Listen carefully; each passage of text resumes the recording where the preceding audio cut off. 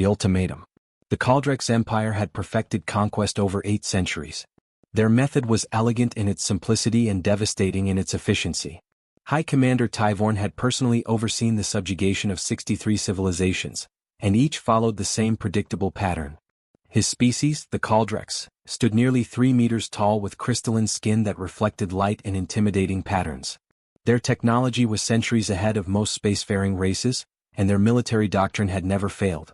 Tyvorn stood in the command chamber of the Imperial warship Domination, his 4 arms clasped behind his back as he studied the holographic projection before him.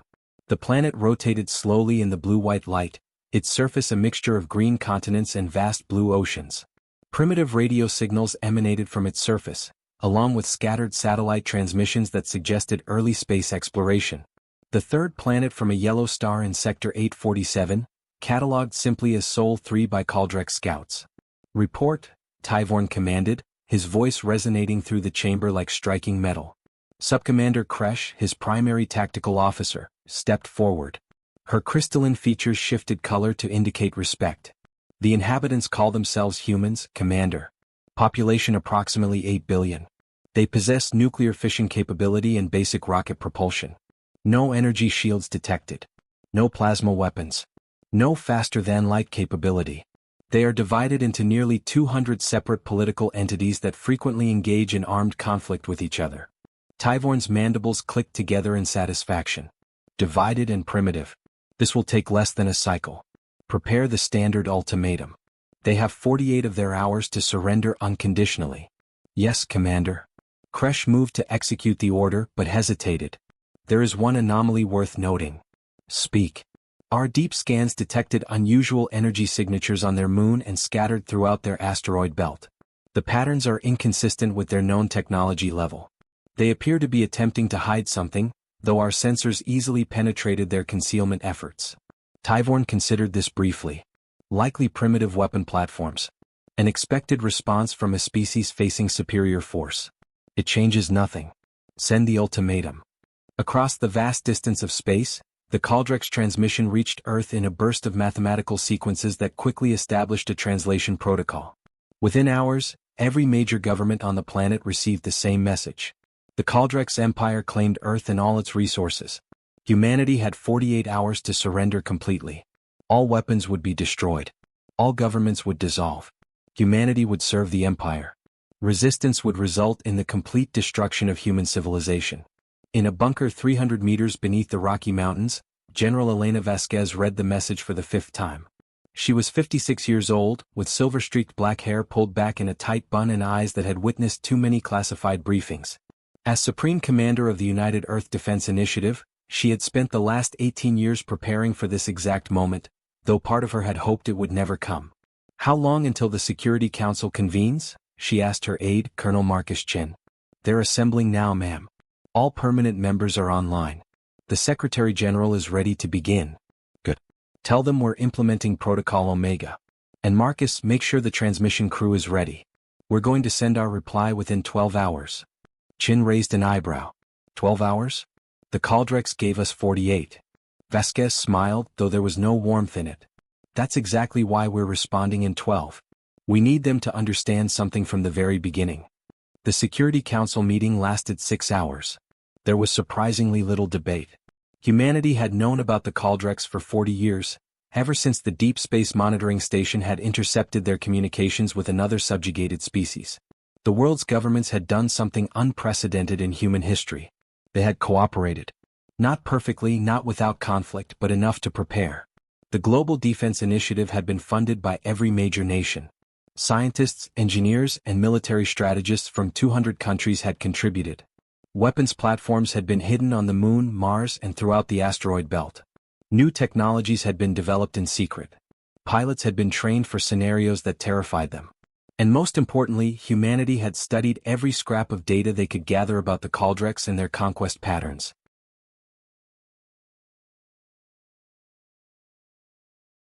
Dr. Sarah Okonkwo, Earth's leading xenopsychologist, had spent 15 years analyzing Kaldrex behavior. She sat across from Vasquez in the command center, her fingers drumming nervously on the table. "They expect either immediate capitulation or empty threats," she said. Every species they've conquered has followed one of those patterns. We need to give them something they've never encountered before. We will, Vasquez assured her. Are you confident about the psychological impact? As confident as I can be about an alien species we've never actually met. But based on their patterns, they see themselves as inevitable, superior. They've conquered 63 civilizations without significant resistance. They genuinely believe no one can challenge them. Then let's educate them. The response package took 8 hours to compile.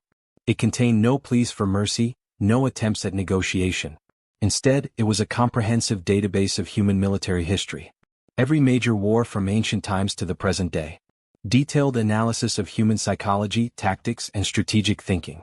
Technical specifications of weapon systems humans had developed specifically to kill other humans.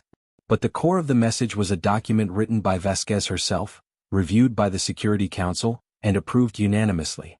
It was translated into the Caldrex mathematical language pattern with perfect clarity. To the Caldrex Empire, we acknowledge your message. We understand your terms. We reject them completely. You believe you are offering us a choice between surrender and destruction. You are wrong. You have given us something far more valuable. For the first time in recorded human history, every nation, every culture, every human being shares a common purpose and a common enemy. You have united us. We have studied your conquest pattern. You expect us to be afraid. We are. You expect us to be divided. We were until you arrived. You expect us to calculate the odds and choose survival over freedom. You do not understand humans. We have fought each other for 10,000 years. We have developed 5,000 distinct methods of warfare.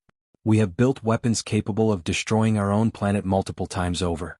We have fought wars that killed tens of millions of our own people, and then we rebuilt and grew stronger. We perfected the concept of mutually assured destruction. We would rather die than submit.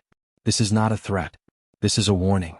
If you attack Earth, we will make you pay for every meter of space, every second of time, every small victory. We will use tactics your species has never encountered because we developed them fighting each other. We will sacrifice anything and everything to make your conquest so costly that your empire questions whether Earth was worth the price. We know we cannot defeat your entire empire. We know your technology is superior. We know we will lose many battles. But we also know something you have forgotten. Victory isn't about superior technology. It's about will.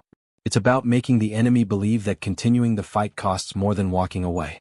You have 86 hours to leave our solar system. If you remain, we will show you what humans are capable of when we fight as one species with one purpose. We are not asking for mercy. We are not begging for peace. We are telling you to leave while you still can. This is your only warning. Humanity does not surrender. Below the message was a single data point that Dr. Okonkwo insisted on including. The exact number of humans who had died in Earth's wars throughout history. 3,800,000,000 casualties. All killed by other humans. All proof that humanity understood violence in ways the Caldrex had never imagined. The transmission was sent exactly 11 hours and 47 minutes after the Caldrex ultimatum arrived. Vasquez watched it leave Earth's atmosphere, racing toward the Caldrex fleet at the edge of the solar system. She knew it would take hours to reach them. Hours for the translation protocols to convert it into something the Caldrex could understand. Hours for the alien commander to read humanity's declaration. Do you think it will work? Chin asked quietly. Work? Vasquez shook her head.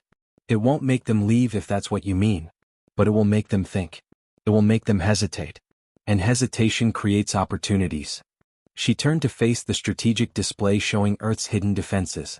Now we wait and see if they're smart enough to be afraid. Aboard the Domination, Tyvorn received the human response with confusion that quickly shifted to disbelief. The translation took 3 hours as Caldrex computers processed the massive data package. When Kresh brought him the initial summary, he dismissed it as an error. Run the translation again, he ordered. No species responds to an ultimatum by sending their complete military history. We've run it 4 times, Commander. The translation is accurate. The humans have sent us detailed records of every significant conflict in their civilization's history. Tyvorn opened the database himself, scrolling through the contents with growing unease. The sheer volume of information was staggering. Thousands of wars. Millions of tactical engagements. Billions of casualties. Weapons development that seemed focused entirely on killing other members of their own species with maximum efficiency. He stopped at a section labeled Total War Doctrine. The concept was alien to Caldrex thinking. The idea that a civilization would commit every resource, every individual, every possible effort to destroying an enemy seemed wasteful and inefficient. Yet the humans had practiced this doctrine multiple times, fighting wars that consumed entire generations. "This cannot be accurate," Tyvorn said, though doubt crept into his voice. "No species fights this much internal conflict and survives." "There's more, Commander." Kresh displayed another section of the data. They've included psychological profiles and strategic analysis. They're not just showing us what they've done. They're showing us how they think. Tyvorn read the personal message from the human commander. The words were direct, almost primitive in their simplicity. But the meaning was clear. These humans weren't afraid in the way other species had been. They weren't calculating odds of survival versus odds of victory. They were preparing to fight regardless of the cost. "They're bluffing," Tyvorn declared, though the words felt hollow. "They have primitive technology. They've barely left their own planet. They're trying to intimidate us with stories of their own barbarism." "Perhaps," Kresh agreed. "But consider their response time, Commander. We gave them 48 hours. They replied in less than 12. That suggests preparation, coordination, unity. According to our intelligence, they have nearly 200 separate governments. Yet they produced this response as if they were a single entity." Tyvorn felt something he hadn't experienced in decades of conquest: uncertainty. Every species the Kaldrex had encountered followed predictable patterns because they were fundamentally peaceful civilizations. They fought defensive wars. They sought to minimize casualties. They valued stability over conflict. But these humans seemed to have evolved differently. They had spent their entire existence fighting each other, and now they were threatening to use all that experience against an external enemy. "Prepare a full tactical analysis," Tyvorn ordered. "I want to know exactly what we're facing. Deploy reconnaissance drones throughout their system. Map every energy signature, every hidden platform, every defensive position they think they've concealed. And Kresh, send a priority message to Imperial Command. Request additional ships." "How many additional ships, Commander?" Tyvorn looked at the holographic display of Earth, that small blue planet that had somehow managed to unite its fractious population in the face of overwhelming odds. He thought about the message, about the warning, about the promise to make conquest too costly to continue. "All of them," he said quietly. "Send for all available ships." The reckoning. The Kaldrex fleet arrived in Earth's solar system 6 days after the initial ultimatum expired. Tyvorn had requested reinforcements, and Imperial Command had responded by assembling the largest invasion force in recent Kaldrex history.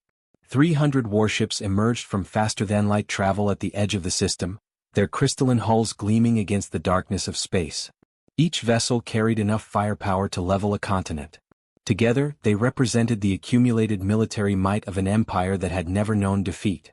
Tyvorn stood in the command chamber of the Domination, watching the tactical displays update as his fleet spread into attack formation. The humans had not attempted to flee or evacuate their planet. Their primitive satellites continued broadcasting entertainment programs and news updates as if nothing had changed. It was either remarkable courage or remarkable stupidity, and Tyvorn wasn't certain which. "All ships report ready, Commander," Kresh announced. "Weapons systems charged. Shields at maximum. We are prepared to begin the assault." "What about those energy signatures we detected?" Tyvorn asked. "Our reconnaissance drones have mapped them. As suspected, the humans have hidden weapons platforms on their moon, Mars, and throughout the asteroid belt. Approximately 400 platforms total. Primitive missile systems and nuclear devices. Our point defense systems can handle them easily." Tyvorn nodded slowly. The numbers supported Kresh's assessment. 300 Kaldrex warships against 400 primitive platforms. The mathematics favored the Empire overwhelmingly. Yet something about the situation troubled him. The humans had responded too quickly to the ultimatum. They had been too prepared. And their message had been too confident for a species facing impossible odds. "Move forward," Tyvorn ordered. "Standard formation. Maintain defensive spacing. I want continuous sensor sweeps of the entire system. If the humans have any surprises, I want to know about them before they become problems." The fleet advanced toward Earth at 1/4 light speed. As they crossed the orbit of Neptune, the first anomaly appeared. Dozens of small objects detached from the dwarf planet's surface, accelerating rapidly on what appeared to be suicide trajectories. "Missiles incoming," the tactical officer reported. "Chemical propulsion. No guidance systems.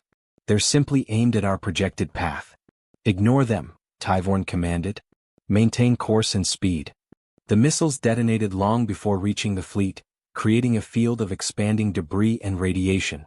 It was a waste of resources, a desperate gesture that accomplished nothing. But as the fleet continued forward, more missiles launched from hidden positions on Uranus, Saturn, and Jupiter's moons. None came close to hitting their targets. All detonated harmlessly in empty space. "They're trying to slow us down," Kresh observed. "Create obstacles that force us to adjust our course or speed." "Then they're failing," Tyvorn said. "Maintain formation and speed. We'll be in range of Earth within 6 hours." But General Vasquez wasn't trying to slow the Caldrex fleet. She was timing them. In the command center beneath the Rocky Mountains, she watched the tactical display with intense focus as the enemy ships advanced exactly as predicted. Dr. Okonkwo's analysis of Caldrex behavior had been accurate. They moved in rigid formations, following established patterns that prioritized efficiency and overwhelming force. "They're not adapting," Colonel Chin said, studying the same data. "Every species they've conquered probably panicked and fought chaotically. They're not expecting organized resistance." "That's what we're counting on," Vasquez replied. She opened a channel to all defense stations. "All units, this is command. Execute Protocol Wraith in 3 minutes. Stay hidden until the signal. Make every shot count." Throughout the solar system, weapons platforms that had appeared inactive suddenly came to life. But these weren't the obvious installations the Caldrex had detected. These were the real defenses, hidden beneath layers of stealth technology that humanity had developed specifically for this moment. Platforms disguised as asteroids. Missile batteries concealed in the shadows of moons. Ships that had been drifting with their power signatures minimized to appear as space debris. The Caldrex fleet crossed the orbit of Mars. Tyvorn felt a moment of relief. They were close now, and the humans had done nothing but waste missiles on pointless gestures. Perhaps their confident message had been just empty bravado after all. Perhaps they would surrender once they saw the fleet approaching their homeworld. Then everything changed. The attack came from every direction simultaneously. Thousands of missiles launched from positions the Caldrex sensors hadn't detected, following erratic flight paths that made them nearly impossible to target. But these weren't aimed at the Caldrex ships. They were aimed at empty space, creating a three-dimensional minefield of nuclear explosions that filled the volume around the fleet with blinding radiation and electromagnetic interference. "Sensors disrupted," the tactical officer reported, his voice rising with alarm. "We're blind, Commander. The radiation is blocking everything." "Switch to backup systems," Tyvorn ordered. "Clear the interference and re-establish formation." But before the Caldrex could adapt, the real attack began. Human ships emerged from hiding, small and fast, moving in patterns that seemed random but were actually carefully coordinated. They weren't trying to fight the Caldrex vessels directly. They were deploying more weapons, more obstacles, more chaos into the battlefield. One human ship accelerated directly toward a Caldrex cruiser. The cruiser's weapons locked on and fired, destroying the approaching vessel in a burst of plasma fire. But the explosion released dozens of smaller objects, each one a guided missile that had been protected inside the ship's hull. They struck the cruiser's shields from multiple angles, and while individually they caused minimal damage, the cumulative effect overloaded the shield generators. "They're using their own ships as delivery systems," Kresh said in disbelief. "They're sacrificing their vessels to get weapons through our defenses." Another human ship approached a different Caldrex warship, but this one didn't attack. It simply broadcast a signal on all frequencies. The message was audio, a human voice speaking calmly despite the chaos of battle. "Caldrex vessel Sword of Conquest, this is Captain James Rodriguez of the Earth Defense Ship Defiant. I want you to know something. My crew volunteered for this mission. Every single person on this ship chose to be here. We're not afraid to die. The question is, are you afraid to watch your entire fleet pay for this conquest one ship at a time?" The Defiant detonated in a massive nuclear explosion that engulfed 2 Caldrex destroyers. The shields held, but the message had its intended effect. Across the Caldrex fleet, commanders realized they were facing an enemy that didn't follow conventional military logic. These humans were treating warfare as something beyond tactics and technology. They were making it personal. Vasquez watched the battle unfold from Earth's command center.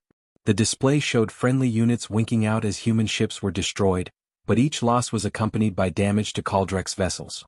The exchange rate was heavily in the enemy's favor, but that wasn't the point.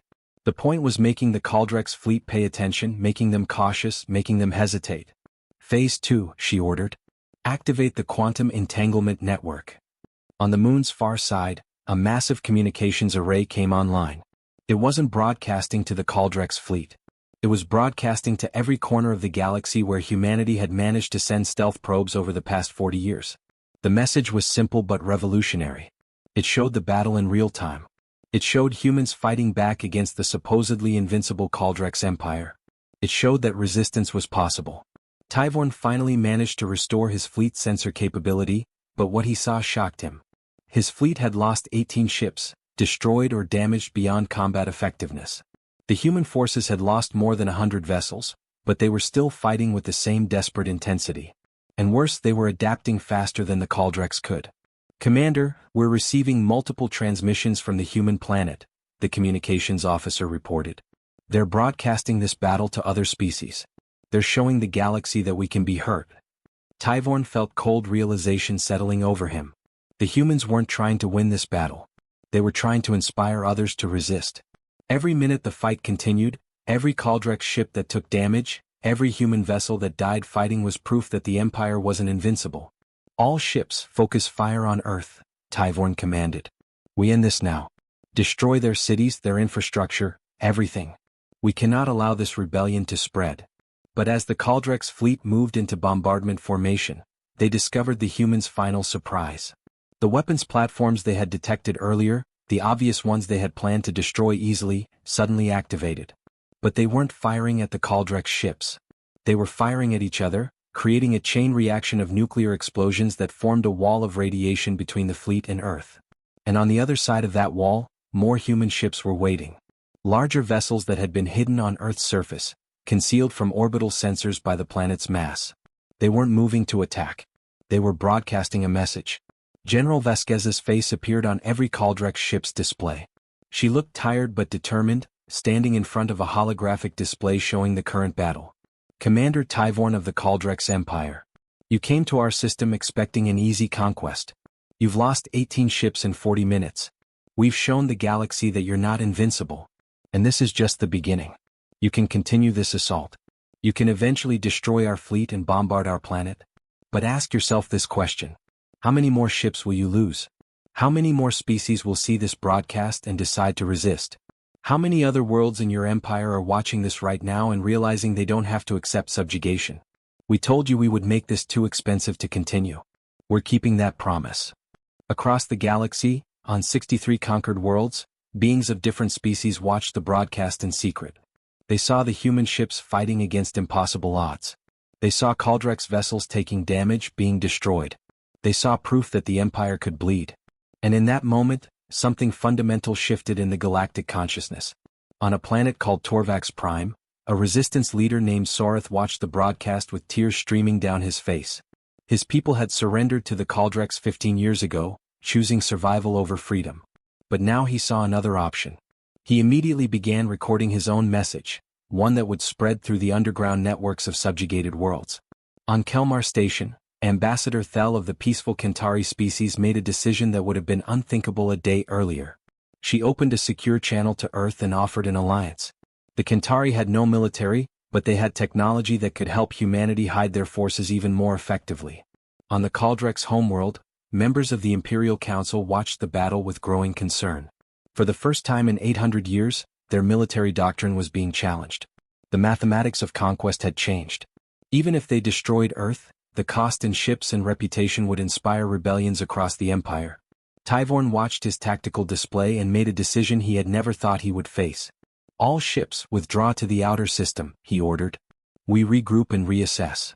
"Commander, if we withdraw now, it will appear as if the humans have defeated us," Kresh protested. "They have," Tyvorn admitted. "Not militarily. We could still destroy their planet. But strategically they've won. They've shown 63 conquered worlds that we're not unstoppable. If we continue this assault and lose more ships, we'll face rebellions throughout the Empire. We need to request guidance from Imperial Command." As the Caldrex fleet retreated, celebrations erupted across Earth. But Vasquez didn't celebrate. She knew this was just the first battle. The Caldrex would return with more ships, better prepared. But Earth had accomplished something more important than a military victory. They had sparked a revolution that would spread across the stars. Within days, resistance movements on 7 Caldrex-controlled worlds launched coordinated uprisings. They used tactics broadcast from Earth, adapted to their own situations. The Caldrex Empire found itself fighting on multiple fronts for the first time in its history. 3 weeks after the battle, the first alien ships arrived at Earth. Not as invaders but as allies. Species that had accepted subjugation were now ready to fight for their freedom, and they were looking to humanity for leadership. General Vasquez stood in the command center, watching the diplomatic vessels approach Earth. Colonel Chin stood beside her, smiling for the first time in weeks. "We did it," he said quietly. "No," Vasquez corrected him. "We started it. The real fight is just beginning. But now we're not alone." She looked at the display showing dozens of alien species reaching out to Earth, forming the foundation of an alliance that would change the galaxy forever. The Caldrex taught us something important. Unity is more powerful than any weapon. They united us against them. Now we're going to help unite everyone they've oppressed. And when we're done, the galaxy will belong to the free.